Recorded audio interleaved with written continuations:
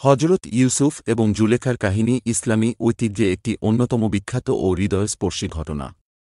এটি কুরআনের সূরা ইউসুফে বর্ণিত হয়েছে, যা আল্লাহ তাআলা সর্বশ্রেষ্ঠ কাহিনী হিসেবে আখ্যায়িত করেছেন।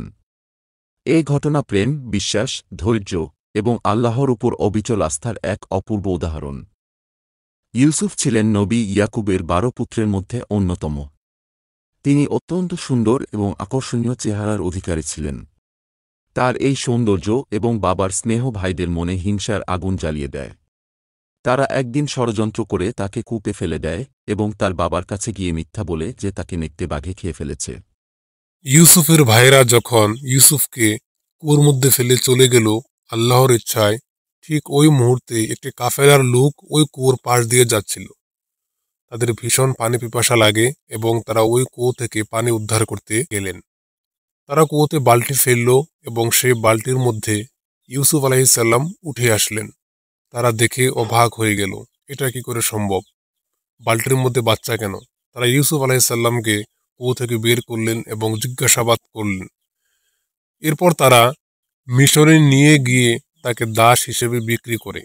মিশরের শাসকের একজন প্রধান কর্মকর্তা আজিজে মিসর তাকে ক্রয় করেন এবং তাকে নিজের বাড়িতে আশ্রয় দেন।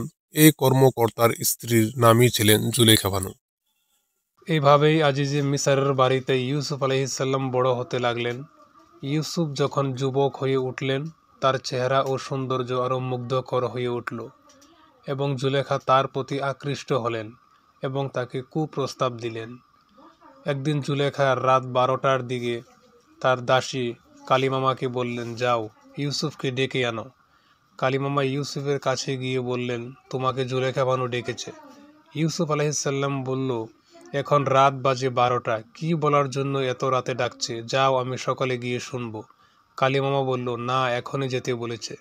ইউসুফ আলাইহিসসালাম একটু চিন্তায় পড়ে গেলেন এবং আল্লাহর কাছে আশ্রয় কামনা করলেন এবং ইউসুফ আল্লাহর উপর বিশ্বাস নিয়ে জুলেখার কক্ষে গেলেন। ইউসুফ জুলেখার কক্ষে প্রবেশ করার পর জুলেখা এক এক করে দরজাগুলো বন্ধ করতে লাগলো। তারপর সে ইউসুফের সাথে মিলনের ইচ্ছা পোষণ করলো, কিন্তু ইউসুফ কোনোভাবে রাজি হলো না, কিন্তু জুলেখাও কোনোভাবে ইউসুফকে ছাড়ছিল না। অবশেষে ইউসুফ দরজার দিকে দৌড়ালেন এবং আল্লাহর কুদরতে দরজার লকগুলো এক এক করে খুলতে লাগলো, কিন্তু শেষের তালাটা খুলছিল না। জুলেখা পিছন থেকে দৌড়ে গিয়ে ইউসুফের জামা ধরে টান দিল এবং ইউসুফের জামা পিছন দিকে ছিঁড়ে গেল। ঠিক ওই মুহূর্তে তালাটাও খুলে গেল আর জুলেখার স্বামী আজিজে মিসর দরজার সামনে দাঁড়ানো ছিল। আজিজে মিসর দেখে অবাক হয়ে গেল, কি ব্যাপার? রাত বাজে 1টা, তুমি এখানে, আর জুলেখার কাপড়ের অবস্থাও ঠিক নেই, কি হয়েছে আমি জানতে চাই। জুলেখা ইউসুফের বিরুদ্ধে তার স্বামীর কাছে মিথ্যে অভিযোগ করল। সে বলল, আমি আমার কক্ষে বিশ্রাম অবস্থায় ছিলাম আর ইউসুফ সেই সুযোগ নিয়ে আমার কক্ষে প্রবেশ করে এবং আমাকে কুদৃষ্টিতে নজর করেছে। আজিজে মিসর জুলেখার কথা শুনে ইউসুফকে বলল, তোমাকে ফাঁসি দেওয়া হবে। ইউসুফ বলল, জুলেখা বানু মিথ্যে কথা বলছে এবং সে আমার সাথে মিলনের ইচ্ছা পোষণ করেছিল। আজিজে মিসর বলল, তোমার এই কথা যে সত্য তার কি প্রমাণ আছে? নিয়ে এসো তোমার সাক্ষী, তা না হলে তোমাকে এখনই ফাঁসি দেওয়া হবে। ইউসুফ আলাইহিসসালাম বলল, আমার খোদা ব্যতীত আর কোনো সাক্ষী নেই। এ ব্যাপারে আল্লাহ ইউসুফকে সাহায্য করলেন। আল্লাহ বললেন, বলো ইউসুফ, কিসিন আমার সাক্ষী? ইউসুফ বলল, আমার সাক্ষী আছে। আজিজে মিসর বলল, হাজির করো। ইউসুফ আলাইহিসসালাম বলল, ওই শিশু আমার সাক্ষী। এ কথা শুনে সবাই হতবাক হয়ে গেল। তারা বলল, এটা কি করে সম্ভব? এ তো দুধের শিশু, এ তো কথাই বলতে পারে না, সে কিভাবে সাক্ষী দেবে? কিন্তু তারা এটা জানতো না যে আল্লাহ চাইলে সব সম্ভব।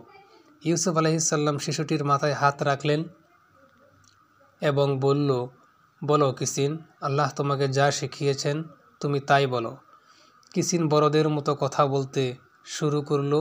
সে বলল, জামা যদি সামনের দিক থেকে ছেঁড়া থাকে তাহলে ইউসুফ দোষী, আর যদি জামা পিছন দিক থেকে ছেঁড়া থাকে তাহলে জুলেখা দোষী। কিসিনের এই কথা শুনে সবাই হা করে রইল। এখন আজিজে মিসর বুঝতে পারল যে আসলে ইউসুফ নির্দোষ এবং জুলেখা দোষী। যদি ইউসুফ নির্দোষ ছিল, তারপরেও পরিবেশ নিয়ন্ত্রণে আনার জন্য ইউসুফকে কারাগারে পাঠানো হয়েছিল জেলখানায় ইউসুফের সাথে আরও কয়েকজন কয়েদি ছিল।